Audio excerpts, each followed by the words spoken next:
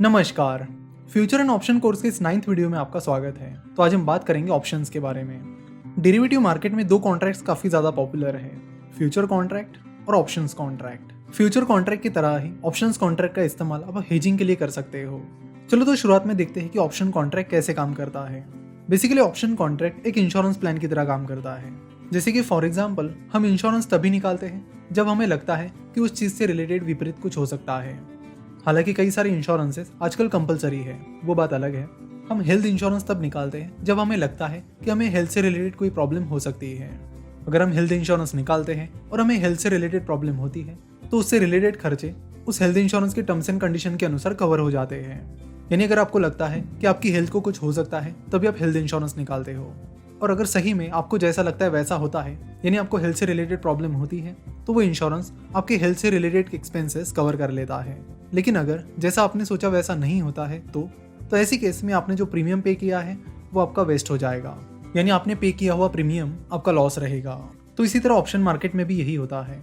अगर आपको लगता है कि किसी शेयर की प्राइस आगे चलकर बढ़ने वाली है तो आप उस केस में कुछ प्रीमियम पे करके कॉल ऑप्शन खरीद लेते हो।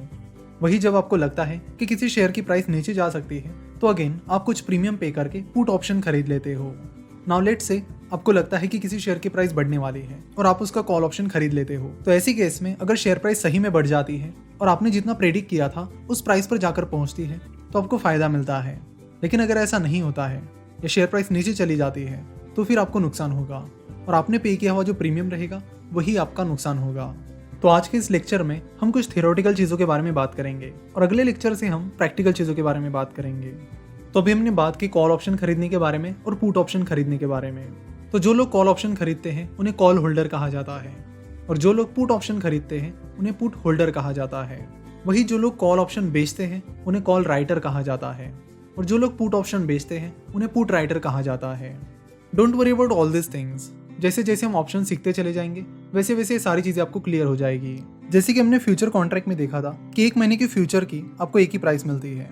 जैसे कि यहाँ पर आप देख सकते हो कि अगर हम टीसीएस के फ्यूचर्स कॉन्ट्रैक्ट देखें तो फिलहाल फरवरी मंथ चल रहा है, तो फिलहाल आपको टीसीएस का फरवरी कॉन्ट्रैक्ट मिलेगा, मार्च कॉन्ट्रैक्ट मिलेगा और अप्रैल कॉन्ट्रैक्ट मिलेगा।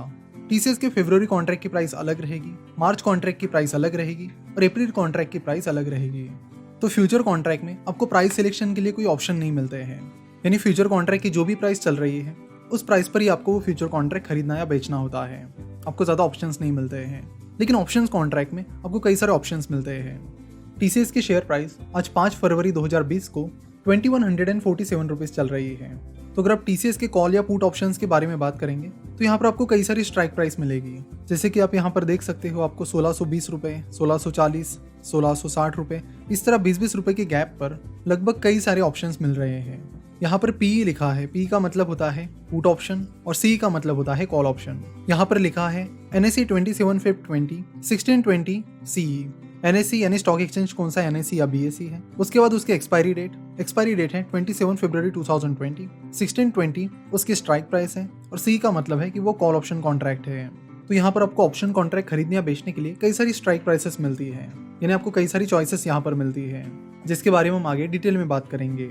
तब तक समझ लेते हैं कि कॉल ऑप्शन एग्जैक्टली कैसे काम करते हैं। लेट्स अज्यूम कि आपको लगता है कि एबीसी नाम के शेयर की प्राइस 1050 रुपए के ऊपर जा सकती है, इसलिए आप 1050 रुपए की प्राइस पर एबीसी कंपनी का ऑप्शन कॉन्ट्रैक्ट खरीद लेते हो। क्योंकि आपको लगता है कि उस शेयर की प्राइस बढ़ेगी इसलिए आप कॉल ऑप्शन खरीदते हो। तो यहाँ पर आपने 1050 रुपीज की स्ट्राइक प्राइस पर एबीसी कंपनी का ऑप्शन का कॉल कॉन्ट्रैक्ट खरीद लिया है। नाउ अगर जैसा आपने सोचा वैसा ही होता है और एबीसी कंपनी की शेयर प्राइस बढ़ जाती है, यानी लेट से 1100 रुपए हो जाती है, तो आपको इस केस में फायदा होगा।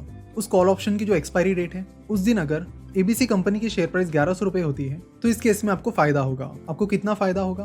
तो एक्सपायरी डेट की शेयर प्राइस दैट इज 1100 रुपए माइनस स्ट्राइक प्राइस जो कि इस केस में 1050 रुपीज थी, माइनस जितना प्रीमियम आपने उस कॉल ऑप्शन को खरीदने के लिए पे किया है वो is equal to 1100 minus 1050 minus let's assume कि उस कॉल ऑप्शन को खरीदने के लिए आपने 10 रुपए का प्रीमियम पे किया था, तो 10 रुपए इज इक्वल टू 40 रुपीज। तो इस केस में 40 रुपए का आपको फायदा हुआ है।